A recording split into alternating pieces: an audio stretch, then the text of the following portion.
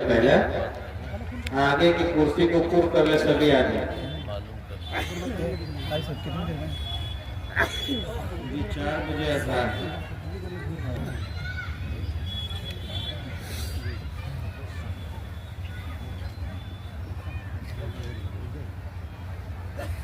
अस्सलामु अलैकुम व रहमतुल्लाहि व बरकातुहू। बिस्मिल्लाहिर्रहमानिर्रहीम व बिही नस्तईन। अल्लाहुम्मा सल्लि अला सय्यिदिना व मौलाना मुहम्मदिन नबील उम्मी व आलिहि व सहबिहि व बारिक वसल्लम। बरादरान गिरामी, बुजुर्गान मोहतरम, दीनी भाइयों, पर्दा नशी माँ और बहन, स्टेज पे जलवा फरोज मुअक्कर हजरात उलमा किराम, अरबाब शरफ सखत, हाज़रीन नाज़रीन, रब करीम का बेपनाह शुक्र और एहसान है कि उसने अपनी शान करीमी से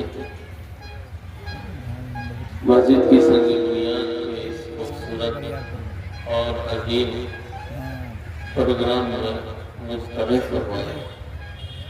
अल्लाह ताला हमारे और आपकी इस इज्तिमा को और इस हाज़री की अपनी शान करीमी से कबूल फरमाए।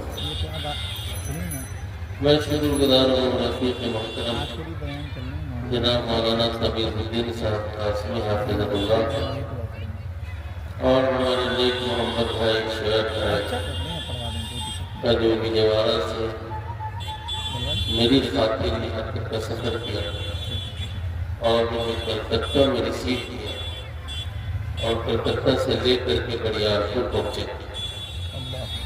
अल्लाह ताला उनको जज़ाए खैर अता फरमाए। आज की इस इज्तिमा के मुनासिबत से उस्ताद हज़रत मौलाना मोहम्मद इज़हारुल हक़ साहब मज़ाहरी दामत बरकातुहुल आलिया नाज़िम अल-जामिअ अल-अरबिया शेखुल उलूम करमा ने बेशकीमत और अहम बातें अर्ज़ की। उन बातों पर अल्लाह ताला हमको और आपको अमल की तौफ़ीक़ अता फरमाए। आमीन। याद रखें, खूब अच्छी तरह याद रखें कि मस्जिद मुसलमानों की आबादी का धड़कता हुआ दिल, मस्जिद मुसलमानों की आबादी का, मुस्लिम माशरे का, मुस्लिम सोसाइटी का धड़कता हुआ दिल। खुदा करे कि हमारे और आपका दिल धड़कता रहे, बंद न हो। इस पर भी आमीन करने में आप लोगों को हालत है, ये तो सराफत जिंदगी की दुआ है। खुदा करे कि हमारे और आपका दिल धड़कता है। जब तक दिल धड़कता रहेगा हमारे और आपकी जिंदगी रहेगी।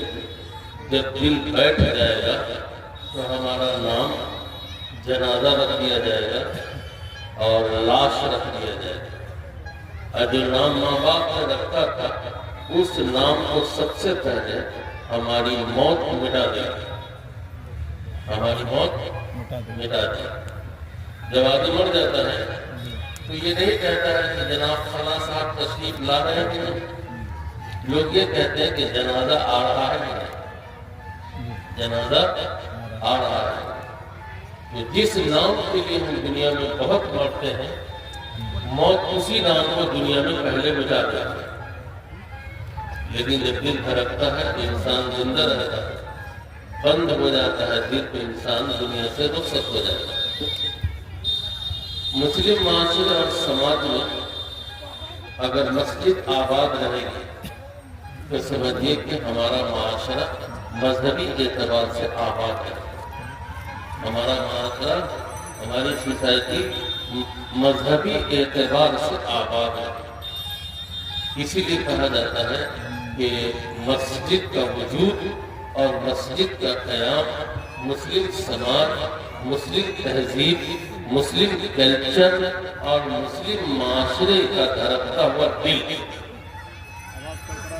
जहाँ मस्जिद नहीं है या बहुत फासले पर है, اور مسلمان ہیں تو آپ کو مسلمان تو مل جائیں گے لیکن مسلم معاشرہ نظر نہیں آئے گا۔ ہندوستان میں تو تقریباً 10 جگہ آپ کو بتا سکتا ہوں کہ ایسے حالات اب بھی ہیں، اور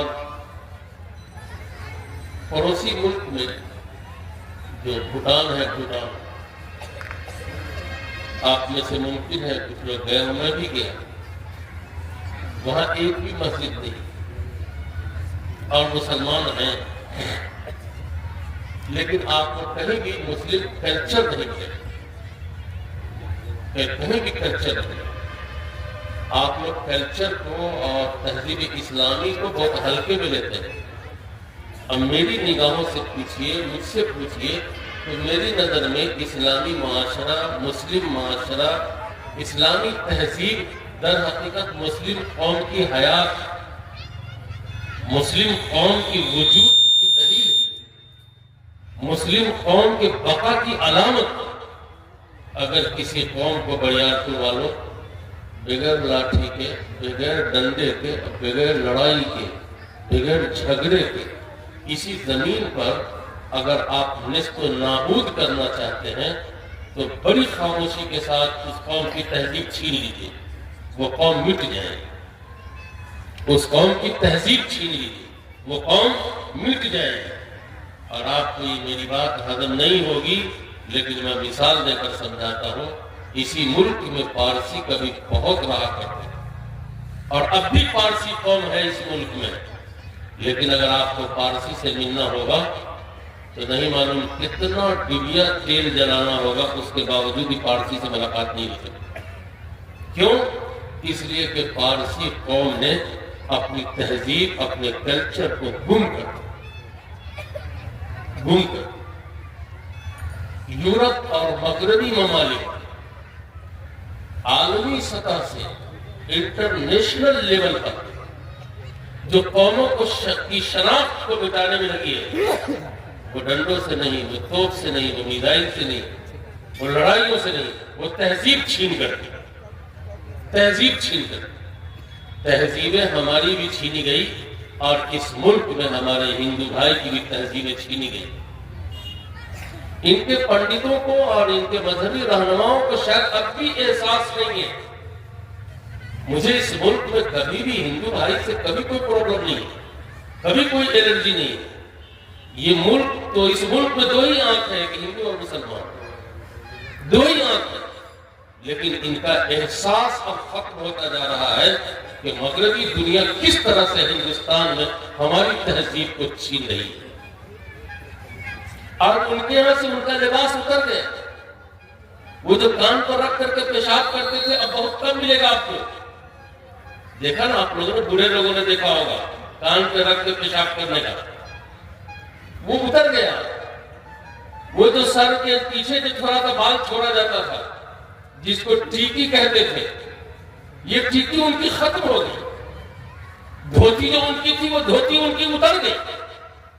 ان کی عورتیں جو اتنا شرم کرتی تھی کہ دیور تک اپنی بھابھی کو نہیں پہچانتا تھا، آج وہ ننگی ہو گئی، اور ان کو احساس نہیں ہے کہ مغرب دنیا نے ہمارے اس بھارت سے جہاں مسلمانوں کے کلچر کو چھینا ہے، وہی ہمارے ہندو بھائی کی تہذیب کو بھی اتروا دیا۔ اس مسجد کے قیام کو اور اس کی داغ بیل کو اور اس کی تعمیر کو آپ اس تناظر میں دیکھیں گے تب پتہ چلے گا یہ مسجد صرف 2 سجدوں کی چیز نہیں ہے۔ مسجد بلا شبہ اللہ کا گھر ہے، بنانے والے جائیں گے جنت، لیکن ہم تو جنت میں بعد میں جانے والے ہیں، ہم تو دنیا کو جنت بنانے والے ہیں۔ کہ دنیا میں جب تک جئیں گے ہم جنتی ماحول کے ساتھ جئیں گے، جنتی نظام کے ساتھ جئیں گے۔ اور مسلمانوں نے یہ سمجھ لیا ہے کہ خوب نماز پڑھو اور ہم جنت میں چلے جائیں، جاؤ تم کو جنت میں جانا ہے، جاؤ جنت میں۔ ہم اس دنیا میں اس لیے نہیں آئے کہ صرف 2 رکعت نماز پڑھ کے جنتی بن جائے، ہم تو اس دنیا میں جنتی نظام برپا کر رہے ہیں۔ مسجد بریارپور والوں 10 کروڑ کی بنا لو، نہ تو امت غریب ہوگی اور نہ اللہ کا خزانہ کمزور ہوگا، لیکن اس مسجد میں صرف 2% اسلام ہوگا۔ کتنا اسلام ہوگا؟ بولو نا بھائی، یہ روزگاری سب ہماری بات کیا سمجھے گا؟ جو بڑے لوگ ہیں وہی سمجھے گا۔ صرف 2% اسلام ہوگا۔ چاہے آپ 10 کروڑ کی مسجد بنا لیں، آپ کی مسجد میں صرف 2% اسلام ہوگا۔ 98% اسلام کہاں ہے؟ وہ مسجد سے باہر ہے، وہ مسجد سے باہر ہے۔ اور مسجد کے باہر والے اسلام میں ہم جتنا کمزور ہیں، اسی کمزوری کی وجہ سے اس ملک پہ ہمارے اوپر سائیڈ افیکٹ ہے، ہمارے اوپر جو سائیڈ افیکٹ ہے اور دوسری قوتوں کا جو رد عمل ہو رہا ہے، اس کی بنیادی وجہ یہ ہے کہ 98% اسلام جو مسجد سے باہر ہے وہاں ہم کمزور ہیں۔ وقت کا دامن تنگ ہے، اس لیے ہم بہت کم مثال دیں گے۔ ایک مثال آپ کو دیتا ہوں، آنکھیں کھل جائیں گی، سب کی آنکھیں کھل جائیں گی۔ آپ سب بتائیں، علماء حضرات آپ بھی بتائیں، آپ سب بتائیں، آپ کو پورے بھارت میں نماز کا بزرگ مل جائے گا،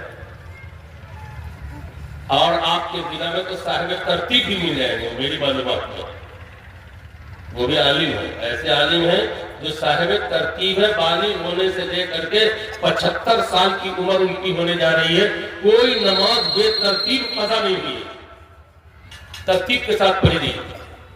ایسے عالم بھی سیتامڑھی ضلع میں موجود۔ نماز کا ولی آپ کو مل جائے گا، حج اور عمرے کا ولی آپ کو مل جائے گا، اور چلہ 4 مہینہ سال کا بزرگ بھی آپ کو مل جائے گا۔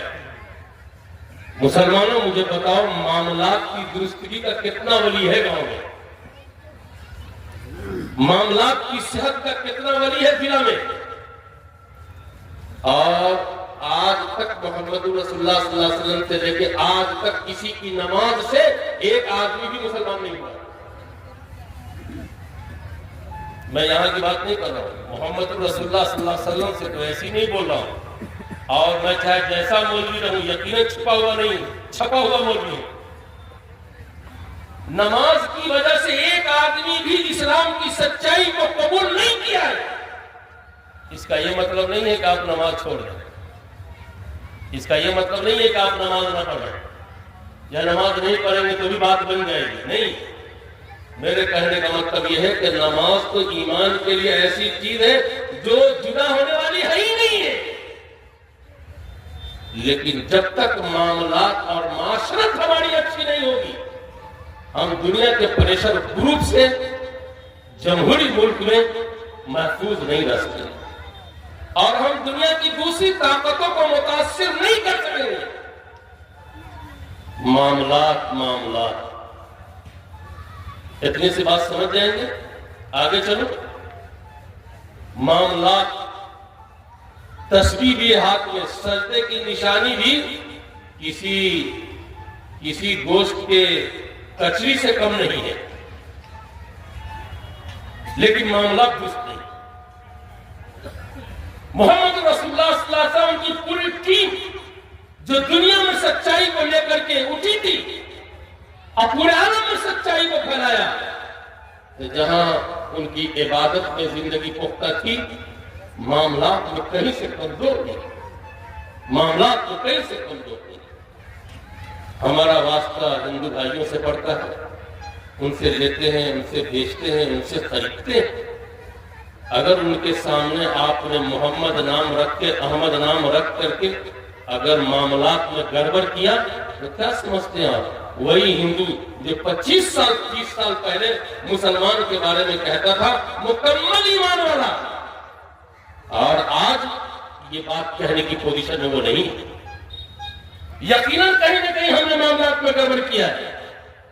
یہ مسجد آپ بنا رہے ہیں، خدا کرے بنائیے، لیکن 2% اسلام ہوگا، 98% اسلام مسجد سے باہر ہے، جہاں آپ کو کھڑا ہونا پڑے گا اگر نسلوں کو باقی دیکھنا چاہتے ہیں۔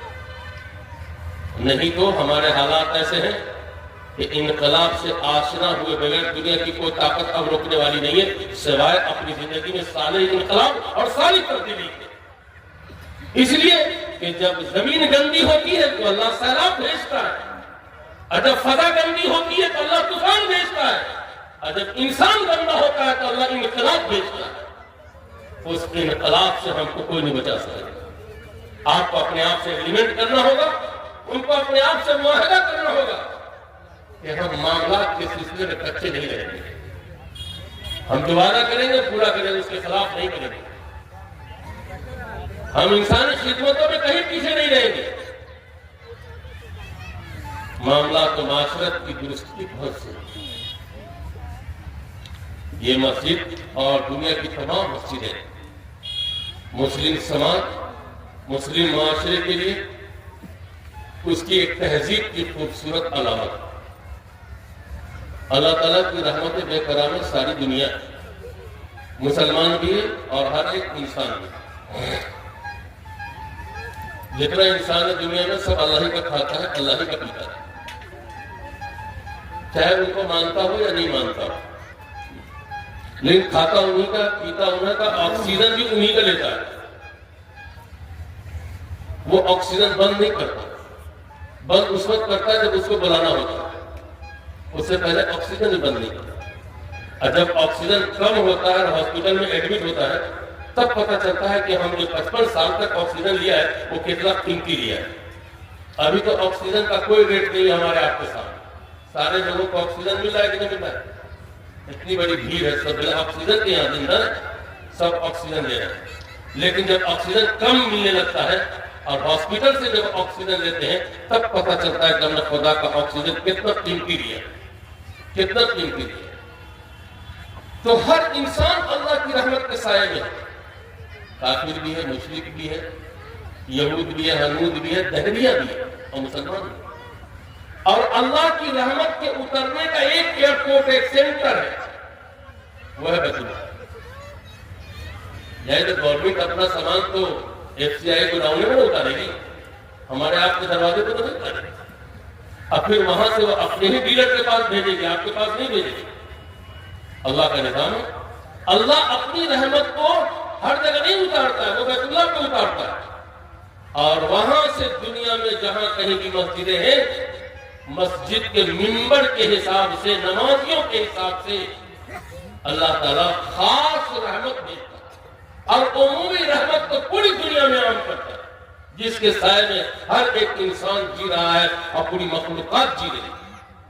اب یہ مسجد بھی بیت اللہ سے جڑ کر کے وہاں سے رحمت کے اترنے کا ذریعہ بن جائے۔ یہ مسجد طیب،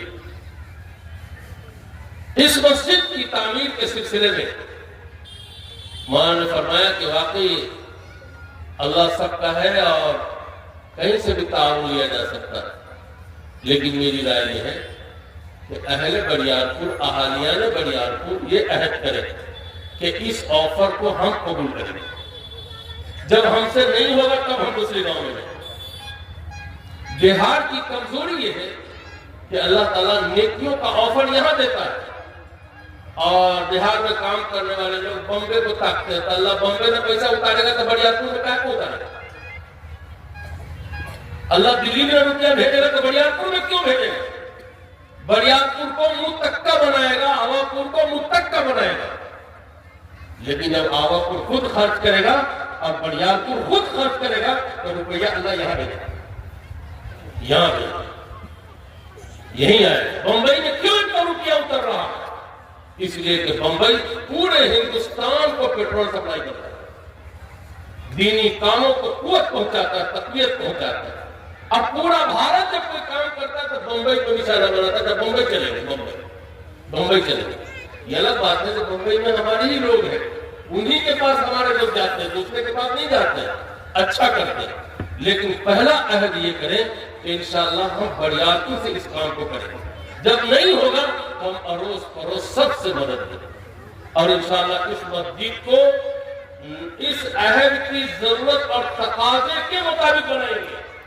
ایک جو رٹو کا ٹٹو جو باپ دادا کے زمانے سے آ رہا ہے ویسی مسجد نہیں بنائیں گے۔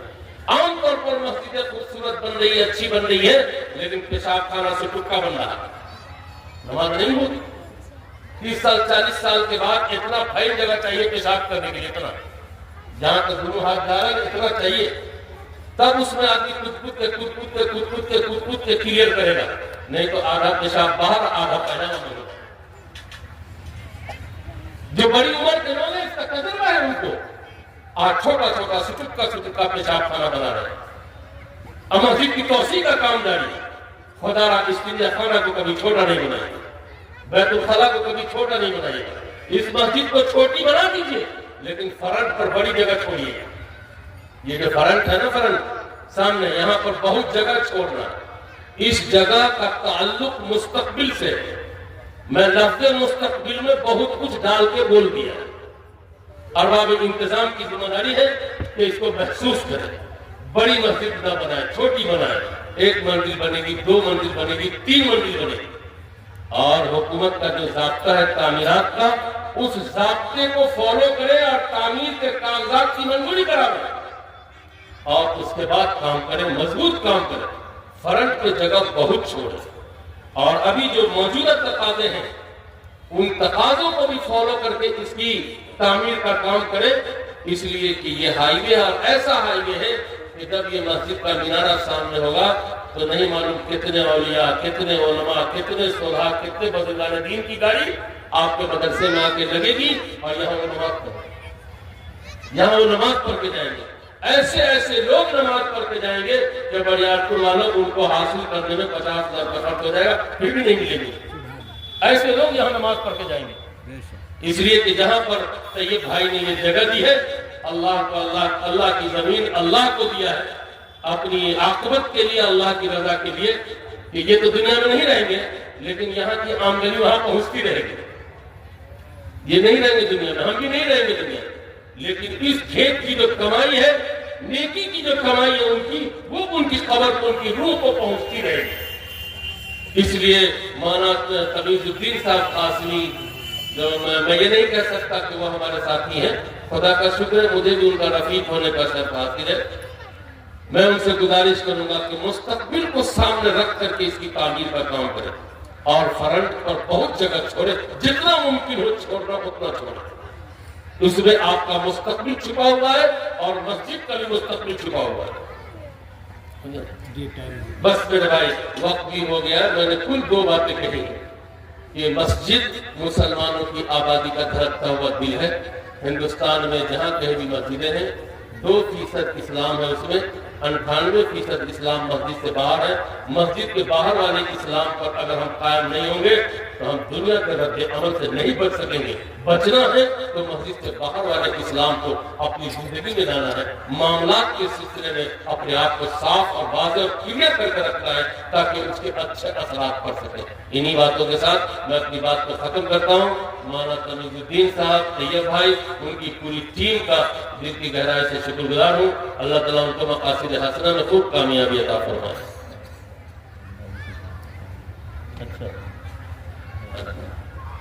وقت ہو گیا ہے اور ارباب انتظام کی خواہش یہ ہے کہ آپ حضرات کو اس بنیاد کی نیکی میں شامل کر لیں۔ آپ کی کیا رائے ہے؟